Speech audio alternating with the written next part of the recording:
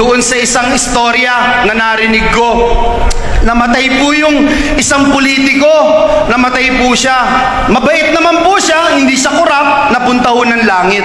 Pagdating niya sa langit, na-meet niya kagad si San Pedro. Sabi ni San Pedro, ito ang langit, ipapakita ko sa iyo. So pinakita po niya yung langit. Ang ganda, napakaganda.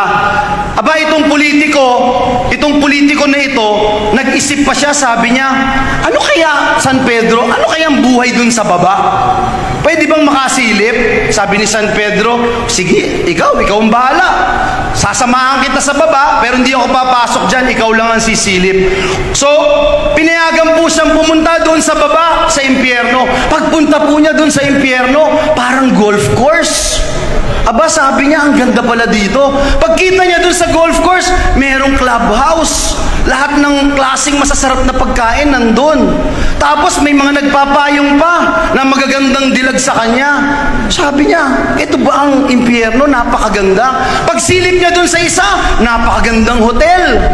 Sabi niya, silipin ko nga yung kwarto, malambot yung bed, merong jacuzzi, may Olympic-sized swimming pool. Sabi niya, ang ganda pala dito sa impyerno. Sabi po nung nagtutur sa kanya sa impyerno, gusto mo, dito ka na lang. Desisyon mo naman yan eh. Aba, umakyat po ulit yung politiko na ito sa langit. At sabi kay San Pedro, nagdesisyon na ako. Doon na lang ako sa baba. May mga barkada pa ako doon. Doon na lang ako. Sabi ni San Pedro, desisyon mo yan.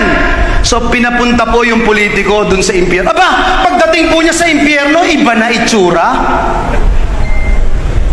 Mga alon ng apoy, uod, bulate, napakabaho, masangsang na amoy. Sabi niya, ano nangyari dito sa impyerno? Sabi po nung tour guide, alam mo, politiko, alam mo, tapos na. Anong tapos na? Tapos na ang kampanya. Kaya dito ka na.